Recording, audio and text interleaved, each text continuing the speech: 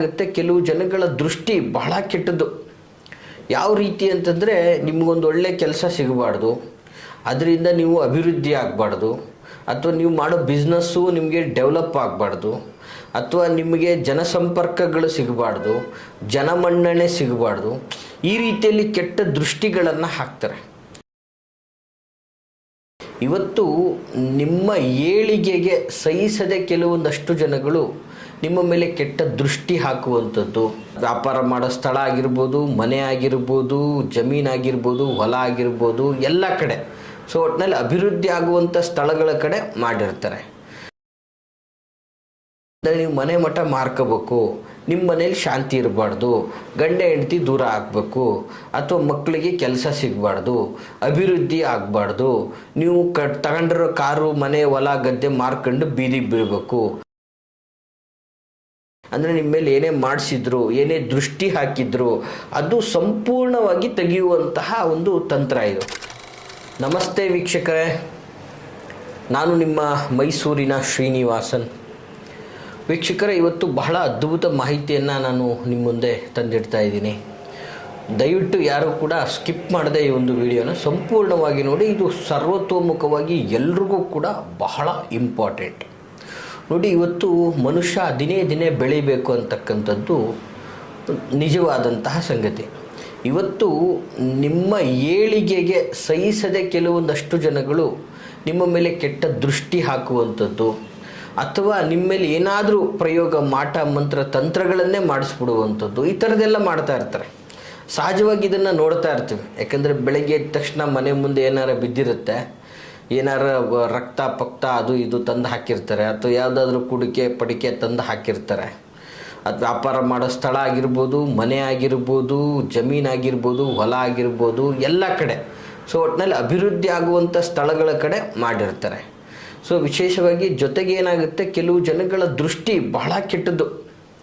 ಯಾವ ರೀತಿ ಅಂತಂದರೆ, ನಿಮಗೊಂದು ಒಳ್ಳೆ ಕೆಲಸ ಸಿಗಬಾರ್ದು, ಅದರಿಂದ ನೀವು ಅಭಿವೃದ್ಧಿ ಆಗಬಾರ್ದು, ಅಥವಾ ನೀವು ಮಾಡೋ ಬಿಸ್ನೆಸ್ಸು ನಿಮಗೆ ಡೆವಲಪ್ ಆಗಬಾರ್ದು, ಅಥವಾ ನಿಮಗೆ ಜನಸಂಪರ್ಕಗಳು ಸಿಗಬಾರ್ದು, ಜನಮನ್ನಣೆ ಸಿಗಬಾರ್ದು, ಈ ರೀತಿಯಲ್ಲಿ ಕೆಟ್ಟ ದೃಷ್ಟಿಗಳನ್ನು ಹಾಕ್ತಾರೆ. ಮತ್ತು ಮನುಷ್ಯ ದಿನೇ ದಿನೇ ಬೆಳವಣಿಗೆ ಕಾಣ್ತಾ ಇರ್ತಾನೆ. ಈಗ ಅಕ್ಕಪಕ್ಕದಲ್ಲೇ ಇರ್ತಾರೆ, ಅಥವಾ ಸಂಬಂಧಿಕರಲ್ಲೇ ಇರ್ತಾರೆ. ಸೊ ಅವ್ರ ಮಕ್ಕಳುಗಳು ಇರ್ತಾರೆ. ಕಂಪೇರಿಸಮ್ ಇವತ್ತು ಲೈಫಲ್ಲಿ ತುಂಬ ಕಂಪೇರಿಸಮ್ಮೇ ಭಾಳ. ನೋಡು, ಅವನು ಎಷ್ಟು ಚೆನ್ನಾಗಿ ಡೆವಲಪ್ ಆಗ್ತಾ ಇದ್ದಾನೆ, ನೀನು ನೋಡಿ ಹೆಂಗಿದೆಯಾ, ಈ ರೀತಿಯಲ್ಲೂ ಕೂಡ ದೃಷ್ಟಿಗಳನ್ನು ಹಾಕ್ತಾರೆ. ಅಕ್ಕಪಕ್ಕದವರು ನಾವು ಬಂದಾಗ ಹಿಂಗೆ ಇದ್ದೀವಿ, ಇವ್ರು ನೋಡಿದ್ರೆ ಮನೆ ತೊಗೊಂಡ್ರು, ಕಾರ್ ತೊಗೊಂಡ್ರು, ಡೆವಲಪ್ ಆಗ್ತಾನೆ ಇದ್ದಾರೆ, ಈ ರೀತಿಯಲ್ಲಿ ದೃಷ್ಟಿಗಳನ್ನು ಹಾಕ್ತಾ ಇರ್ತಾರೆ. ಸೊ ಒಂದು ಸಮಾಜ, ಒಂದು ಪಂಗಡದಲ್ಲಿ ಏನಪ್ಪ, ನಮ್ಮ ಸಮಾಜದಲ್ಲಿ ಈ ವ್ಯಕ್ತಿ ಭಾಳ ದೊಡ್ಡ ವ್ಯಕ್ತಿ ಆಗ್ಬಿಟ್ಟ, ಏನೂ ಇರಲಿಲ್ಲ, ಹಿಂಗೆ ಬೆಳೆದ್ಬಿಟ್ಟ, ಈ ರೀತಿಯಾಗಿ. ಮತ್ತೇನಾಗ್ತದೆ, ಬೆಳೀತಾ ಮನುಷ್ಯನಿಗೆ ಸೊ ಸಂಪರ್ಕಗಳು ಬ್ರಾಡ್ ಆಗ್ತಾ ಹೋಗ್ತದೆ. ಈ ಸಂಪರ್ಕಗಳು ಬ್ರಾಡ್ ಆದಷ್ಟು ಕೂಡ ಅದರಲ್ಲಿ ಒಳ್ಳೆಯವರು ಇರ್ತಾರೆ, ಕೆಟ್ಟವರು ಇರ್ತಾರೆ. ಸೊ ಇವ್ರುಗಳು ಕೆಲವೊಂದು ಜನ ಯಾವುದೋ ಒಂದು ಕ್ಷುಲ್ಲಕ ಕಾರಣ, ಇನ್ನೊಂದು ಮತ್ತೊಂದು ಭಾರೀ ಕೆಟ್ಟ ಪ್ರಭಾವಗಳನ್ನು ಬಿಡ್ತಾರೆ. ಸೊ ಬಹಳ ಕೆಟ್ಟ ಪ್ರಭಾವಗಳನ್ನು ನಿಮ್ಮ ಮೇಲೆ ಬಿಡ್ತಾರೆ. ಸೊ ಅಂದರೆ ಒಂದು ರೀತಿಯಲ್ಲಿ ತಾಂತ್ರಿಕ ಪ್ರಯೋಗಗಳಾಗ್ಬೋದು, ಮಾಂತ್ರಿಕ ಪ್ರಯೋಗಗಳಾಗ್ಬೋದು, ವಾಟ್ ಎವರ್ ಇಟ್ ಈಸ್.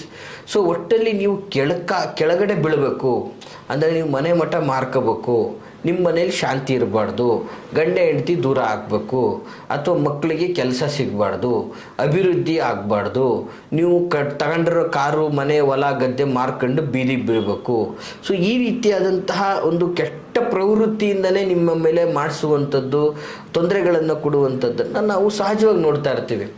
ಇಂತಹ ಪ್ರಭಾವಗಳನ್ನು ಮುಕ್ತಿ ಆಗಲಿಕ್ಕೆ ನಾನೊಂದು ಸಣ್ಣ ತಂತ್ರವನ್ನು ಹೇಳ್ತೀನಿ ಇವತ್ತೊಂದು ದಿನ. ಇದು ಸಾಮಾನ್ಯವಾಗಿ ಏನಾಗುತ್ತೆ, ಕೆಲವೊಂದು ಕಡೆ ನೆಗೆಟಿವಿಟಿ ಅಂತ ಹೇಳ್ತೀವಿ ಇದನ್ನು. ಈ ನೆಗೆಟಿವನ್ನು ತೋರಿಸೋದು ಹೇಗೆ, ಮಾಡಿಸಿರೋದು ತೋರಿಸೋದು ಹೇಗೆ, ನೆಗೆಟಿವನ್ನು ಕಳ್ಕೊಳ್ಳೋದು ಹೇಗೆ, ನಮ್ಮ ಮೇಲೆ ಆಗಿರೋ ದೃಷ್ಟಿನ ನಾವೇ ಹೇಗೆ ಕ್ಲಿಯರ್ ಮಾಡ್ಕೋಬೋದು, ಬಹಳ ಸುಲಭವಾದ ರೀತಿಯಲ್ಲಿ ವೀಕ್ಷಕರೇ. ಇವತ್ತು ಕೆಲವು ಜನ ಸಾಮಾನ್ಯವಾಗಿ ನೋಡ್ಬೋದು, ಸುಮ್ಮನೆ ಅಂಗಡಿಗಳಲ್ಲಿ ಅಥವಾ ಮನೆಗಳಲ್ಲಿ ಒಂದು ಗಾಜಿನ ಲೋಟದಲ್ಲಿ ಒಂದು ನೀರು ತುಂಬಿಬಿಟ್ಟು ನಿಂಬೆಹಣ್ಣು ಇಟ್ಬಿಡ್ತಾರೆ. ಅದು ಏನನ್ನೋದೇ ಅವ್ರಿಗೆ ಗೊತ್ತಿರಲ್ಲ, ಸುಮ್ಮನೆ ಇಡಬೇಕು ಅಷ್ಟೇ. ಎಲ್ಲರೂ ಇಡ್ತಾರೆ, ನಾವು ಇಡ್ತಾ ಇದ್ದೀವಿ. ವೀಕ್ಷಕರೇ, ಎಲ್ಲರೂ ಇಡ್ತಾ ಇದ್ರೆ ನಾವು ಇಡ್ತಾ ಇದ್ದೀವಿ, ಸುಮ್ಮನೆ ಇಡಬೇಕಷ್ಟೇ, ಅದ್ರ ಬಗ್ಗೆ ಏನು ಗೊತ್ತಿರಲ್ಲ ಸಾಮಾನ್ಯವಾಗಿ. ನೋಡಿ ವೀಕ್ಷಕರೇ, ಅದಕ್ಕೆ ಸಂಬಂಧಪಟ್ಟ ಹಾಗೆಯೇ ಈ ಒಂದು ಅದ್ಭುತವಾದಂಥ ಮಾಹಿತಿಯನ್ನು ಕೊಡ್ತಾ ಇದ್ದೀವಿ. ಇದು ಏನು ಹೇಳುತ್ತೆ ಅಂತಂದರೆ, ನಿಮ್ಮಲ್ಲಿರೋ ನೆಗೆಟಿವಿಟಿಯನ್ನು ತೆಗೆಯುವಂತಹ ಒಂದು ತಂತ್ರ.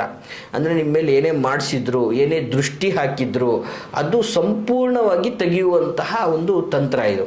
ಅದು ಯಾವ ರೀತಿ? ಸುಮ್ಮನೆ ಒಂದು ಗಾಜಿನ ಲೋಟದಲ್ಲಿ ಒಂದು ಲಿಂಬೆಹಣ್ಣು ಹಾಕ್ಬಿಟ್ಟು ಅಂಗಡಿಲಿ ಇಟ್ಬಿಟ್ರೆ ಅಥವಾ ಮನೇಲಿ ಇಟ್ಬಿಟ್ರೆ ಆಗೋಯ್ತಾ? ಅಲ್ಲ ವೀಕ್ಷಕರೇ, ಅದಕ್ಕೆ ಆದಂಥ ಒಂದು ವಿಧಾನಗಳಿದೆ. ಆ ವಿಧಾನದಲ್ಲಿ ಮಾಡಿದ್ರೆ ಮಾತ್ರ ಆ ಕೆಟ್ಟ ದೃಷ್ಟಿಗಳು, ಆ ನಮ್ಮ ಮೇಲೆ ಮಾಡಿಸಿರೋ ನೆಗೆಟಿವಿಟಿಗಳು ಅಥವಾ ನಮ್ಮಲ್ಲೇ ಇರುವಂತಹ ನೆಗೆಟಿವಿಟಿಗಳು ದೂರ ಆಗುತ್ತೆ. ಯಾಕೆಂದರೆ ಆ ಲಿಂಬೆಹಣ್ಣಿಗೆ ಆ ಒಂದು ಶಕ್ತಿ ಇದೆ. ಮತ್ತು ಜೊತೆಗೆ ಇದನ್ನು ಮಾಡಬೇಕಾದ್ರೆ ಪಂಚಭೂತಗಳಿಗೆ ನಾವು ಫಸ್ಟು ಸಂಕಲ್ಪ ಮಾಡ್ಕೋಬೇಕು, ಭಗವಂತನಿಗೆ ಸಂಕಲ್ಪ ಮಾಡ್ಕೋಬೇಕು, ನೇಚರ್ಗೆ ನಾವು ಸಂಕಲ್ಪ ಮಾಡ್ಕೋಬೇಕು. ಸಂಕಲ್ಪ ಮಾಡಿಕೊಂಡು ಈ ಒಂದು ತಂತ್ರವನ್ನು ಮಾಡಬೇಕು. ಇವತ್ತು ನಾವು ಮಾಡ್ತಾ ಇರುವಂಥ ಏನು ಸಂಕಲ್ಪ, ಇವತ್ತು ನಾವೀಗ ಮಾಡ್ತಾ ಇರುವಂತಹ ಈ ಒಂದು ತಂತ್ರದಲ್ಲಿ ನನ್ನಲ್ಲಿರುವಂತಹ ದೃಷ್ಟಿಗಳು, ಯಾರೇ ನನ್ನ ಮೇಲೆ ಕೆಟ್ಟ ಪ್ರಭಾವ ಹೇರಿದ್ರು, ಯಾರದೇ ನನ್ನ ಮೇಲೆ ಕೆಟ್ಟ ದೃಷ್ಟಿ ಇದ್ದರು, ಅಥವಾ ನನ್ನೊಳಗಿರುವಂತಹದ್ದೇ ಒಂದಷ್ಟು ಕೆಟ್ಟ ನೆಗೆಟಿವಿಟಿಗಳು ಈ ಒಂದು ಇದರಿಂದ ದೂರ ಆಗಲಿ, ಅಥವಾ ಇದರಲ್ಲಿ ಇದ್ದರೆ ನನಗೆ ಗೊತ್ತಾಗಲಿ ಅನ್ನುವಂಥದ್ದನ್ನು ನೀವು ಸಂಕಲ್ಪ ಮಾಡ್ಕೋಬೇಕು.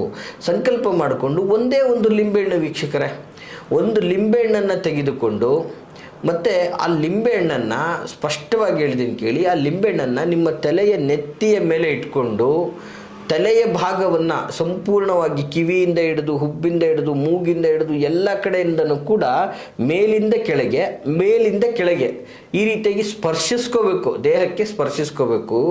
ನಂತರ ಭುಜದಿಂದ ಕೈಗಂಟ, ಸೊ ಹೀಗೆ ಭುಜದಿಂದ ಕೈಗಂಟ ಸಂಪೂರ್ಣವಾಗಿ ತಗೊಂಡು, ಮತ್ತು ಕುತ್ತಿಗೆಯ ಭಾಗದಿಂದ ಪಾದದ ಗಂಟ, ಮತ್ತು ಕುತ್ತಿಗೆಯ ಭಾಗದಿಂದ ಈ ಪಾದದ ಗಂಟ, ಈ ರೀತಿಯಾಗಿ ಸಂಪೂರ್ಣವಾಗಿ ದೇಹವನ್ನು ಸ್ಪರ್ಶ ಮಾಡ್ಕೊಳ್ತಾನೆ ಇಳೆ ತೆಗಿಬೇಕು. ಈ ರೀತಿಯಾಗಿ ಇಳೆ ತೆಗೆದಂತಹ ಲಿಂಬೆಹಣ್ಣನ್ನು ಒಂದು ಗಾಜಿನ ಲೋಟದಲ್ಲಿ ಸಂಪೂರ್ಣವಾಗಿ ನೀರನ್ನು ತುಂಬಿಕೊಂಡು ಆ ಒಂದು ಲೋಟದಲ್ಲಿ ಆ ಲಿಂಬೆಹಣ್ಣನ್ನು ಹಾಕ್ಕೋಬೇಕು ವೀಕ್ಷಕರೇ. ಹಾಕ್ಕೊಂಡು ಅದನ್ನು ನೀವು ನಿಮ್ಮ ಮನೆ ಅಥವಾ ಕಚೇರಿ ಅಥವಾ ಯಾವುದಾದ್ರೂ ಒಂದು ಜಾಗದಲ್ಲಿ ಒಂದು ಪ್ಲೇಸ್ ಮಾಡಬೇಕು. ಈಗ ಅದು ಲಿಂಬೆಹಣ್ಣು ಹಾಕಿದ ತಕ್ಷಣ ಸಹಜವಾಗಿ ಅದು ಕೆಳಗಡೆ ಹೋಗ್ತದೆ, ಆಯಿತಾ ವೀಕ್ಷಕರೇ. ಕೆಳಗಡೆ ಹೋಗಿದ ತಕ್ಷಣ ನಿಮ್ಮ ಮೇಲೆ ಏನೋ ಮಾಡಿಸಿದ್ದಾರೆ ಅಥವಾ ನಿಮಗೆ ಏನೋ ನೆಗೆಟಿವಿಟಿ ಇದೆ ಅಂತಲ್ಲ, ಅದಕ್ಕೆ ನೀವು ಅದು ಏನು ಆಗಿದೆ ಅನ್ನೋದನ್ನು ವೆಯ್ಟ್ ಮಾಡಲಿಕ್ಕೆ ನೀವು ಸ್ವಲ್ಪ ಸಮಯ ಕೊಡಬೇಕು. ಅಂದರೆ ಸುಮಾರು ವಿಶೇಷವಾಗಿ ಒಂದು 12ರಿಂದ ಒಂದು 18 ಗಂಟೆಗಳ ಕಾಲಾವಕಾಶವನ್ನು ಕೊಡಬೇಕು. ಈ 18 ಅಂದರೆ ಒಂದು ದಿನ ಅಂತಲೇ ಅಂದ್ಕೊಳ್ಳಿ, 24 ಗಂಟೆ ಒಂದು ದಿನಗಳ ಕಾಲಾವಕಾಶ. ಅದನ್ನು ಒಂದು ಕಡೆ ಇಟ್ಟು ಸುಮ್ಮನೆ ಇರಿ. ಸೊ 24 ಗಂಟೆ ಆದಮೇಲೆ ಆ ಲೋಟವನ್ನು ನೋಡಿ, ಆ ಲಿಂಬೆಹಣ್ಣು ಸಂಪೂರ್ಣವಾಗಿ ಕೆಳಭಾಗದಲ್ಲೇ ಇದೆ ಅಂದರೆ ಕನ್ಫರ್ಮ್ ನಿಮಗೆ ತುಂಬಾ ಕೆಟ್ಟ ದೃಷ್ಟಿಯಾಗಿದೆ, ಜೊತೆಗೆ ಕೆಟ್ಟ ನೆಗೆಟಿವಿಟಿಗಳಾಗಿದೆ, ನಿಮ್ಮಲ್ಲಿ ಕೆಟ್ಟ ನೆಗೆಟಿವ್ ಪ್ರಭಾವಗಳು ಆವರಿಸ್ಕೊಂಡಿದೆ. ಈ ಒಂದು ಪ್ರಭಾವಕ್ಕೆ ನೀವು ಒಳಗಾಗಿದ್ದೀರ ಅನ್ನೋದನ್ನು ಸ್ಪಷ್ಟವಾಗಿ ನೀವು ತಿಳ್ಕೊಬಿಡ್ಬೋದು. ಮತ್ತು ಆ ಲಿಂಬೆಹಣ್ಣು ಏನಾದ್ರು ಸ್ವಲ್ಪ ಮೇಲ್ಭಾಗಕ್ಕೆ ಬಂದು ಮಧ್ಯಭಾಗದಲ್ಲಿ ನಿಂತಿದೆ ಅಂತಂದರೆ ಖಂಡಿತವಾಗಿ ನಿಮ್ಮ ಮೇಲೆ ಯಾವುದೇ ಥರದ ದುಷ್ಟ ಪ್ರಯೋಗಗಳು ಅಥವಾ ಒಂದು ನೆಗೆಟಿವಿಟಿ ದೃಷ್ಟಿಗಳು ಇಲ್ಲ ಅಂತ ತಿಳ್ಕೊಬೋದು. ಓಕೆ, ಇದೆಯೋ ಇಲ್ಲವೋ ಸೆಕೆಂಡ್ರಿ, ಈ ಇದೆಯೋ ಇಲ್ಲೋ ಅನ್ನೋದು ಸ್ಪಷ್ಟವಾಗಿ ಇದರಿಂದ ಗೊತ್ತಾಗುತ್ತೆ. ಗೊತ್ತಾದ ಮೇಲೆ ಇದರಿಂದ ಹೊರ ಬರಲಿಕ್ಕೆ ಒಂದು ತಂತ್ರ, ಇದರಿಂದ ನಾವು ಒಳ್ಳೇದು ಮಾಡ್ಕೋಬೇಕಲ್ಲ ಮುಂದೆ. ಈಗ ಇದೆಯೋ ಇಲ್ಲವೋ ಗೊತ್ತಾದ್ಮೇಲೆ ಮುಂದೆ ಒಳ್ಳೇದಾಗೋ ದಾರಿ ನೋಡಬೇಕಲ್ಲ ವೀಕ್ಷಕರೇ.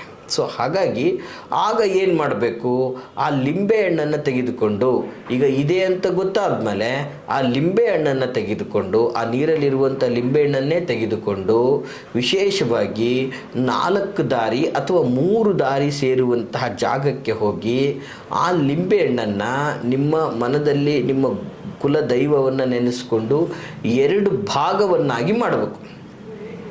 ಆ ಲಿಂಬೆಹಣ್ಣನ್ನು 2 ಹೋಳಾಗಿ ಮಾಡಿಕೊಂಡು ಆ 2 ಹೋಳನ್ನು ಒಂದೊಂದು ಕೈಯಲ್ಲಿ ಇಟ್ಕೊಂಡು ವೀಕ್ಷಕರೇ, ಬಲಗೈಯಲ್ಲಿ ಇರ್ತಕ್ಕಂಥದ್ದನ್ನು ಎಡಭಾಗಕ್ಕೆ ಎಸ್ತು, ಎಡಗೈಯಲ್ಲಿರುವಂಥದ್ದನ್ನು ಬಲಭಾಗಕ್ಕೆ ಎಸ್ತು, ಅಂದರೆ ಆಪೋಸಿಟ್ ಡೈರೆಕ್ಷನ್ನಲ್ಲಿ ಆ ಲಿಂಬೆಹಣ್ಣನ್ನು ಎಸೆದು ಬಿಟ್ಟು ಹಿಂದೆ ನೋಡದೆ ನೀವು ಆರಾಮಾಗಿ ನಿಮ್ಮ ಮನೆಗೆ ಬಂದು ನಿಮ್ಮ ಕುಲ ದೈವ ಫೋಟೋಗೆ ಪೂಜೆಯನ್ನು ಸಲ್ಲಿಸಿ ಒಳ್ಳೇದು ಮಾಡಪ್ಪ ಅನ್ನುವಂಥ ರೀತಿಯಲ್ಲಿ ಪ್ರಾರ್ಥನೆ ಮಾಡೋದು. ಹೀಗೆ ನೀವು ಇದನ್ನು ತಿಂಗಳಲ್ಲಿ ಒಂದು 2 ಬಾರಿಯಾಗಿ ಈ ರೀತಿ ಮಾಡ್ಕೊಳ್ತಾ ಬಂದರೆ ನಿಮ್ಮಲ್ಲಿರೋ ನೆಗೆಟಿವಿಟಿ ದೃಷ್ಟಿಗಳೆಲ್ಲ ದೂರ ಆಗಿ ಅವಕಾಶಗಳು ನಿಮ್ಮನ್ನು ಹುಡ್ಕೊಂಡು ಬಂದು ಧನಧಾನ್ಯಗಳಿಂದ ಅಭಿವೃದ್ಧಿಯಾಗಿ ನಿಮ್ಮ ಗೌರವ ಹೆಚ್ಚಾಗ್ತಾ ಒಂದು ರೀತಿಯಲ್ಲಿ ಈ ಪ್ರಭಾವಗಳಿಂದ ಮುಕ್ತರಾಗಿ ನಿಮ್ಮ ಜೀವನದ ಅಭಿವೃದ್ಧಿಗೆ ಯಾವುದೇ ಕೊರತೆಗಳಿಲ್ಲದೆ ನೀವು ತುಂಬ ಚೆನ್ನಾಗಿ ಮುಂದುವರಿಬೋದು.